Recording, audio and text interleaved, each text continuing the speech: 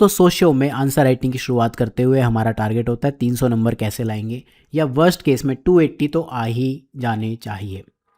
हम स्टार्टिंग में लग जाते हैं एक ऐसी प्रॉब्लम को सॉल्व करने जो एक्चुअल में प्रॉब्लम है ही नहीं। फॉर एग्जांपल हम टॉपर्स की कॉपी से कंपेयर करेंगे, उसके हिसाब से अपना प्रॉब्लम स्टेटमेंट डिफाइन करेंगे।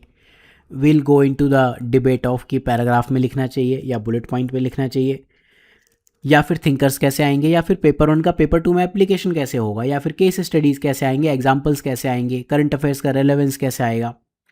हम इन प्रॉब्लम्स को सॉल्व करने निकलते हैं। या फिर मेरे आंसर में टेबल कैसे दिखेंगी, फ्लो चार्ट कैसे दिखेगा, पाई चार्ट कैसे दिखेगा, डेटा कहाँ से लाऊं, डायग्राम, ब्ला ब्ला, ये सारी चीज़ें। मेरा आपको ये सजेशन है कि अगर आप इस वीडियो में हो then don't solve a problem which is not a problem. इस लेक्चर में हम बात करेंगे सोशियोलॉजी ऑप्शनल कैसे आप मास्टर कर सकते हो आंसर राइटिंग के थ्रू 60 डेज में।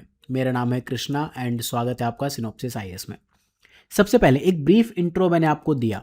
इस लेक्चर में हम क्या बात करना चाहते हैं, अल्टीमेटली हमें इल्यूजन में नहीं होना है प्रिपरेशन के कि हम प्रिपरेशन कर तो रहे हैं, हमें लग रहा है बहुत बढ़िया, बट एक्चुअल में we are not focusing on real and high value problems.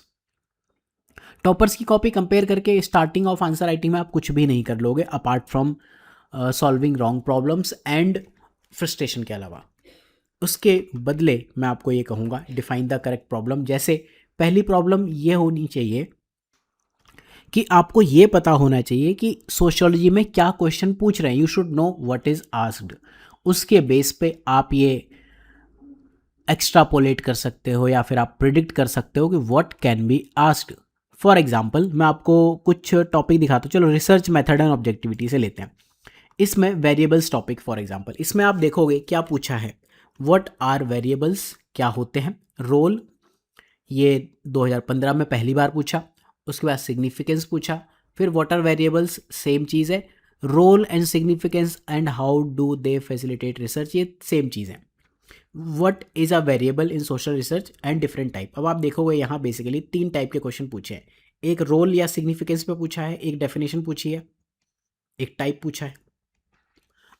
तो ये तो आपको पता होना चाहिए कि क्या पूछा गया है। Believe me 90% of the students जो मेंस देते हैं उन्हें यही नहीं पता होता कि वेरिएबल्स में क्या पढ़ लें, क्या आज तक पूछा हुआ है। तो अगर ये चीज़ें रिपीट हो गई, इसमें क्या रिपीट नहीं हुआ, सिर्फ what is there different type, इसके अलावा तो सब कुछ रिपीट ही हो रहा है। तो हमें पहले तो ये पता होना चाहिए कि क्या उस टॉपिक में पूछा है, then you should know what can be asked. For example अगर मैं कहूँ कि टाइप्स वेरिएबल्स में भी पूछे हैं तो टाइप सैम्पलिंग में भी पूछ सकता है नेक्स्ट टाइम, या फिर जैसे इंपॉर्टेंस यहाँ पूछी है तो इंपॉर्टेंस यहाँ भी पूछ सकता है। ये 98 में रिलायबिलिटी ऑफ सैंपल पूछी है, 2008 में इंपॉर्टेंस ऑफ सैम्पलिंग पूछी है। अगर 2008 में इन्होंने सैम्पलिंग की इंपॉर्टेंस पूछी है तो फिर ये वेरिएबल की भी इंपॉर्टेंस पूछ सकते हैं, हाइपोथेसिस, रिलायबिलिटी, वैलिडिटी, सबकी इंपॉर्टेंस पूछ सकते हैं। अगर ये रैंडम सैम्पलिंग पूछ रहे हैं, बेसिकली टाइप ऑफ सैम्पलिंग, तो फिर ये यहाँ भी टाइप्स पूछ सकते हैं। अगर वो वेरिएबल्स में टाइप पूछ रहे हैं तो सैम्पलिंग में भी पूछेंगे कल की डेट में। इनफैक्ट सैम्पलिंग में ऑलरेडी 2022 में पूछ चुका है। तो आपको प्रिपेयर करना है कि सैम्पलिंग में अगर टाइप पूछ लिया था तो वेरिएबल्स में भी टाइप आपको करना है। रिलायबिलिटी या हाइपोथेसिस में कोई टाइप है तो you have to do. For example जैसे सैम्पलिंग में क्या पूछा है इन्होंने, different forms of sampling, forms क्या है, टाइप है, सेम चीज़, व्हाट इज सैम्पलिंग, डेफिनेशन पूछ लिया। अब देखो अगर इन्होंने यहाँ पूछा व्हाट आर वेरिएबल्स तो फिर व्हाट इज सैम्पलिंग भी पूछ सकते हैं, व्हाट इज हाइपोथेसिस भी पूछ सकते हैं। ये आपको कैसे पता चलेगा, ये पता चलेगा PYQs देख के। ये जो फाइल है सिनॉप्सिस आईएएस में आप फ्री रिसोर्सेज में जाके डाउनलोड कर सकते हो, या फिर सोशियोलॉजी ऑप्शनल के जो कोर्सेज हैं वहाँ डेमो मटेरियल में आपको मिल जाएगी। राइट, ये काफ़ी इंपॉर्टेंट फाइल होने वाली है एंड आपकी प्रिपरेशन का बेस पॉइंट होना चाहिए। यहाँ पे टॉपिक वाइज PYQs अरेंज्ड है, सिलेबस को 11 थीम्स में डिवाइड किया हुआ है। राइट, तो आपको ये तो समझना पड़ेगा क्या पूछा है क्या नहीं पूछा है। 11 थीम्स क्यों इंपॉर्टेंट है, देखो सिलेबस में आप देखोगे कुछ टॉपिक्स इस तरह से दिए हुए हैं। अब अगर मैं ये कहूँ कि politics and society, religion and society, ये आपका पेपर 1 में भी है, पेपर 2 में भी है, तो आप क्या करोगे, रिलीजन पेपर 1 और पेपर 2 का एक साथ पढ़ लो, पॉलिटिक्स रिलीजन पॉलिटिक्स को पेपर 1 पेपर 2 का एक साथ पढ़ लो, किनशिप एक साथ पढ़ लो। तो टोटल अगर आप देखोगे सिमिलर टॉपिक, ये कलर कोडिंग के हिसाब से देख लो, 11 टॉपिक्स में आप पूरे सोशियो को डिफाइन कर सकते हो। फॉर एग्जाम्पल सिलेबस के सबसे पहले टॉपिक पे जाते हैं, आप में से कितने लोगों को ये पता है कि इसमें क्या क्या क्वेश्चंस पूछ चुका है और उसके बेस पे क्या पूछ सकता है? मॉडर्नाइजेशन पे इन्होंने क्वेश्चन पूछा है, short note. Emergence of sociology in Europe, इससे लिंक करके पूछा है। Then emergence of sociology Europe में पूछा है। अब इन्होंने यूरोप के बाहर निकल के अमेरिका में पूछ लिया। उसके बाद इन्होंने कहा कि अमेरिका ठीक है, आप बताओ Europe was the first and only place, क्या ऐसा है? मतलब अमेरिका के बियॉन्ड भी स्कोप दे दिया कि इंडिया में बता दो, अफ्रीका में बता दो। इस तरह से क्वेश्चंस का इवोल्यूशन हो रहा है। अब कल के दिन वो अगर पूछ लेते हैं evolution of sociology in Brazil बता दो, तो वो आप उसकी प्रिपरेशन करके डेफिनेटली नहीं जाओगे। लेकिन evolution of sociology in India, इसके लिए आपको डेफिनेटली प्रिपेयर होना चाहिए। एंड ये सब क्वेश्चंस लोग नहीं देख रहे। जिस दिन आप इस प्रॉब्लम को सॉल्व करने चले जाते हो, उस दिन आपकी जो प्रिपरेशन है that is perfectly streamlined as per UPSC.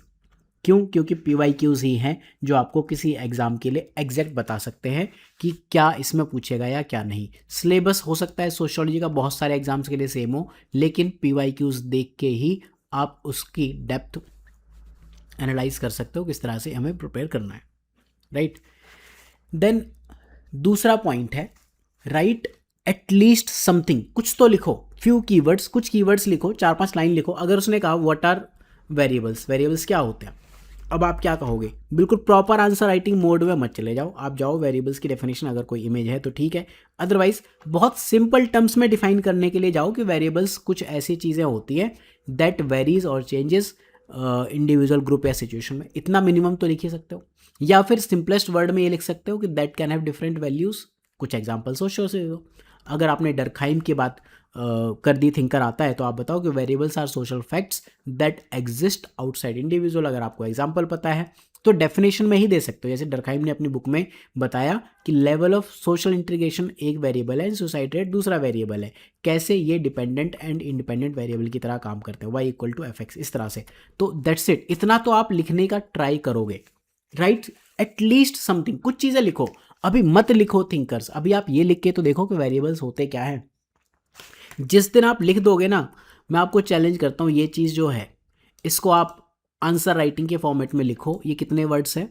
ये 31 वर्ड्स हैं टोटल। इनको आप लिख दोगे ना, आपका 1/4 पेज भर जाएगा, ये पैराग्राफ लगेगा। ये एग्जाम्पल अगर आप दे दोगे ना, ये पैराग्राफ ही लगेगा। तो ये टेंशन तो लो ही मत कि बुलेट पॉइंट में लिखें या पैराग्राफ में लिखें, राइट। एक्चुअल चीज़ों पे काम करना शुरू करो, कुछ तो लिखो। इसके बाद आपको क्या होगा, आंसर राइटिंग करनी है जो ये 11 रीडिफाइंड सिलेबस के टॉपिक्स हैं। फॉर एग्जांपल जैसे अगर मैं यूनिट 2 में कहूँ science, scientific method and critic, इसमें आप देखो लेटेस्ट क्वेश्चन क्या है, व्हाट इज साइंस, 2025 में पूछा है। साइंस के मेथड क्या इसमें सोशियो में अप्लाई किए जा सकते हैं, राइट। तो आप ये देखोगे कि क्या ये फुल प्रूफ है, नहीं है। ये क्वेश्चन सेम कैसे, ये जो सेम कलर से अगर डिफाइन किया है इट मीन्स कि क्वेश्चन सेम है। अब इसके लिए हम आएंगे दूसरी प्रॉब्लम पे कि हम क्वेश्चंस को डिफ़िकल्टी लेवल में कैसे डिफाइन करेंगे, ठीक है। हम क्वेश्चंस को 7-8 लेवल पे डिफाइन करेंगे डिफ़िकल्टी। पहला वो जो इजी है, पहला इजी है। इजी क्या हो सकता है? या तो डायरेक्टली सिलेबस की हेडिंग से पूछ ले कि साइंस और साइंटिफिक मेथड क्या होते हैं, right short note on objectivity, weber के अकॉर्डिंग ऑब्जेक्टिविटी क्या है। ये या तो डायरेक्टली सिलेबस से पूछ ले या सिलेबस सब टॉपिक जो हम पढ़ते हैं, राइट। इसमें ऐसे हमने क्वेश्चन पूछ लिया टोटेमिज्म पे, राइट। जैसे अगर मैं कहूँ डरखाइम के रिलीजन पे क्या क्या क्वेश्चंस पूछे हैं तो आपकी स्क्रीन पर है। ये क्या है? जैसे मान लो इन्होंने कहा कि Durkheim on elementary form of religious life, या डरखाइम का religion as functional, Durkheim functional analysis of religion बताओ आज की डेट में कैसे एप्लीकेबल है। तो ये क्या डायरेक्टली सिलेबस से हैं, ठीक है, डायरेक्टली रिपीटेड है। अब दूसरा, पहला आप इजी क्वेश्चन किसे कहोगे? जो डायरेक्टली सिलेबस है कि फंक्शनल एनालिसिस ऑफ रिलीजन क्या है, या डरखाइम की थ्योरी ऑफ रिलीजन सोसाइटी क्या है, रिलीजन इन मॉडर्न सोसाइटी क्या है, elementary form of religious life by Durkheim ये क्या कहता है। ये है इजी। दूसरा PYQ जो डायरेक्टली रिपीट हो रहे हैं, जैसे इन्होंने क्वेश्चन नंबर 11 में रिलेवेंस पूछा है, यहाँ एप्लीकेशन पूछी एक ही चीज़ है, या कंटेम्प्रेरी सिनेरियो क्वेश्चन नंबर 4 में पूछा है। इस तरह के क्वेश्चंस आपको आने चाहिए। देन इसके बाद कुछ ऐसी चीज़ें जो सिलेबस में एज टॉपिक लिखी हुई नहीं है लेकिन क्वेश्चन पूछे, जैसे सेक्रेड एंड प्रोफेन। जब भी आप डरखाइम पढ़ोगे तो सेक्रेड एंड प्रोफेन पढ़ लोगे, या टोटेमिज्म, एनिमिज्म, ये टर्म्स पढ़ोगे। अब आपको ये समझ में आएगा ये टॉपिक इंपॉर्टेंट है। These are directly repeated from PYQs। अब जो PYQ से रिपीट नहीं हुए, जैसे हमने अभी बात की थी साइंस वाले क्वेश्चन में, आपको ये समझ में आना चाहिए कि do you think scientific method is full proof and can it be applied to sociology. इन दोनों के आंसर सेम होने चाहिए, या फिर basic postulates of scientific method, इसके बेस पर ही इसका आप आंसर ड्राइव करोगे, राइट। या फिर methodology is system of rules principles and procedures जिसकी वजह से साइंटिफिक इन्वेस्टिगेशन होती है। क्या अगर इन सब क्वेश्चन का मेजर कंटेंट सेम नहीं है 90%, इट मीन्स आप अभी गलती पर हो। ये PYQs हैं जो रिपीट किए गए हैं इनडायरेक्टली। तो क्वेश्चन को डिफिकल्टी के लेवल पे हम पहले वो डिफाइन करेंगे जो इजी हैं, जो यानी कि सिलेबस से डायरेक्टली हैं या फिर सिलेबस के सब टॉपिक जैसे कि टोटेमिज्म। दूसरा जो PYQ डायरेक्टली रिपीट हो गए। तीसरा जो PYQ इनडायरेक्टली रिपीट है।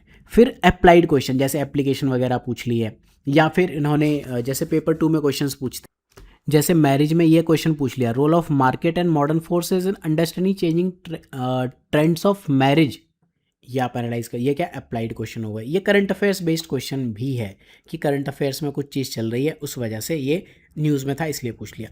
फिर कुछ ऐसे क्वेश्चंस जो डिफ़िकल्ट है बट डुएबल है, ठीक है। जैसे अगर मैं आपको ये कहूँ consequences of across region marriage on kinship system, ये डिफ़िकल्ट है बट डुएबल है। अगर आपने क्वेश्चंस किए हैं तो ये वाले नए क्वेश्चंस कर जाओगे।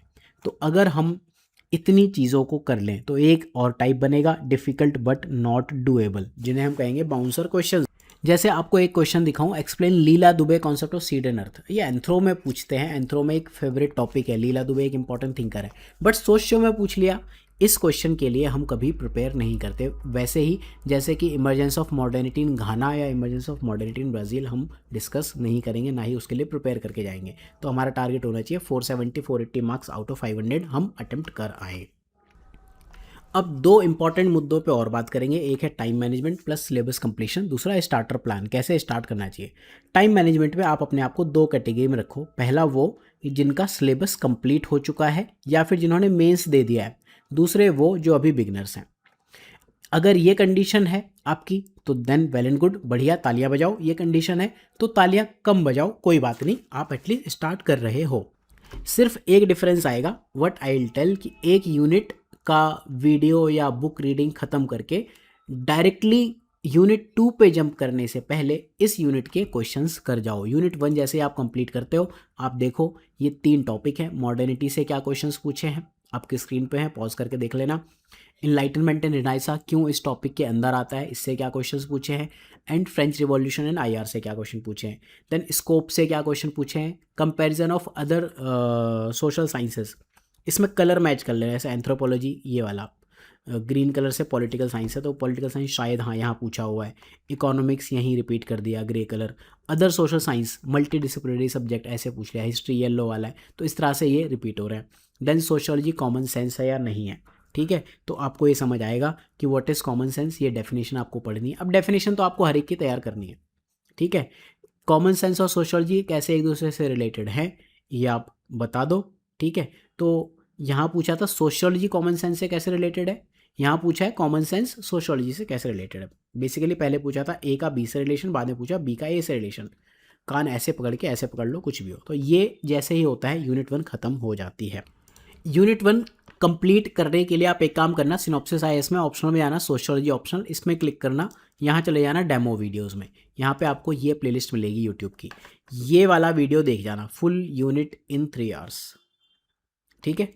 एंड ये 11 वीडियोस में कैसे कवर करना है, एंड 300 कैसे स्कोर करने, 320 कैसे स्कोर करने, ये 4 वीडियोस आप देख जाओ। सोशियोलॉजी में आंसर राइटिंग के जो भी डाउट्स हैं वो आपके दूर हो जाएंगे। आप ये कर गए, full unit in 3 hours complete है, ये 3 घंटे से 8 मिनट कम ही है, इतना एनफ है सोशियोलॉजी करने के लिए।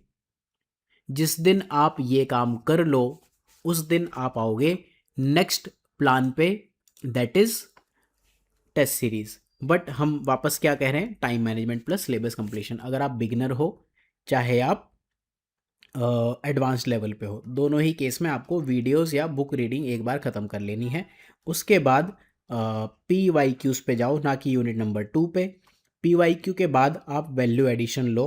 वैल्यू एडिशन एक तो जो PYQs में डिफरेंट हेडिंग्स मिले, जैसे एप्लीकेबिलिटी हो गया, रोल हो गया, रिलेवेंस हो गया, इन चीज़ों से आप वैल्यू एडिशन कर सकते हो।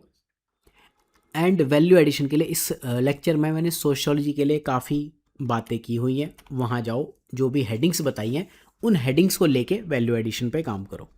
तो अगर आप बिगनर हो देन आपका प्लान ये होना चाहिए, बुक या videos, book oblique videos, then PYQs, then value addition, then refer to book. अगर आपको कुछ मिसिंग मिल गया तो रेफरेंस मटेरियल, वो बुक भी हो सकता है, वो वीडियो भी हो सकता है, इंटरनेट हो सकता है, AI कुछ भी हो सकता है।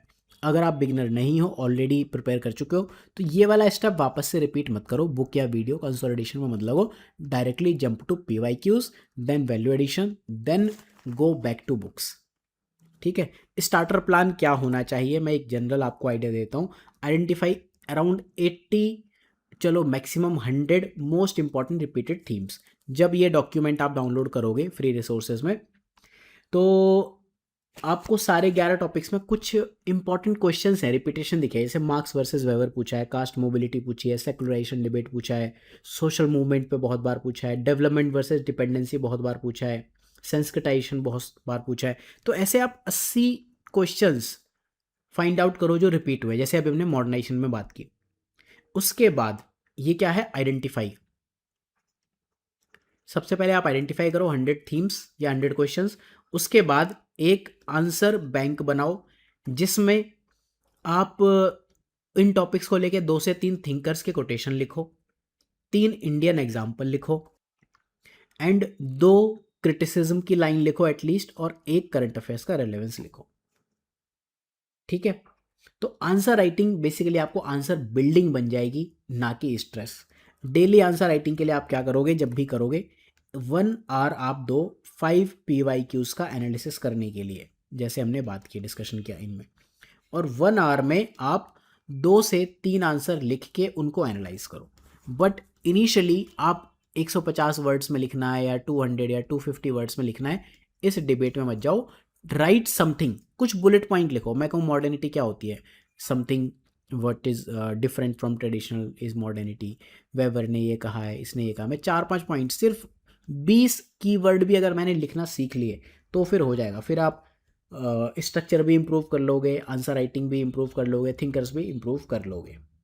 ठीक है, तो जो अल्टीमेटली स्केलेटन है, इस स्केलेटन पे काम करना आपका स्टार्टर प्लान का टास्क होना चाहिए, ना कि उन प्रॉब्लम्स को सॉल्व करना जो एक्चुअल में प्रॉब्लम्स हैं ही नहीं। So that was my time, thank you for watching. मिलते हैं नेक्स्ट वीडियो में सोशियोलॉजी के लिए।